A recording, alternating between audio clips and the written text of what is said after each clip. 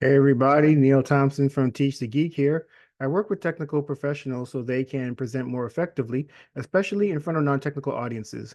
And you can learn more about that at teachthegeek.com. Again, that's teachthegeek.com. And as always, remember to like and subscribe to this YouTube channel as every bit helps. I went to a technical conference recently, very academic. A lot of people with PhDs speaking to people with PhDs. And I noticed a big difference between what I think people could get away with at such a conference as opposed to being in a corporate environment where you're speaking to a lot of non-PhDs. There was a lot of text on the slides, a lot of images on the slides as well. And I think why that can be okay, or at least you can get away with it more at a technical conference like that when you have experts talking to experts, is because the people in the audience are taking pictures of the slides and they're referring back to those slides later.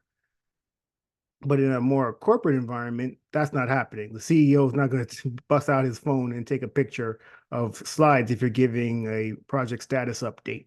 So it's really important in that instance to have less text on a slide, to have fewer images on a slide, so that the CEO or other non-technical people, especially decision makers, can be focused on what they need to be focused on, which is you speaking.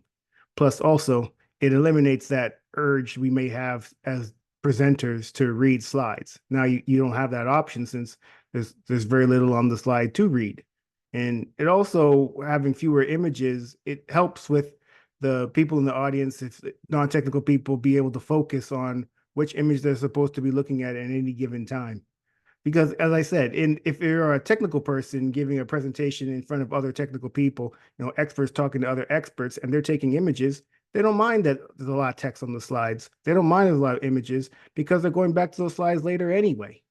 But as I said, if you're giving a presentation in a corporate environment where you're talking to non-technical people, that's less likely to happen.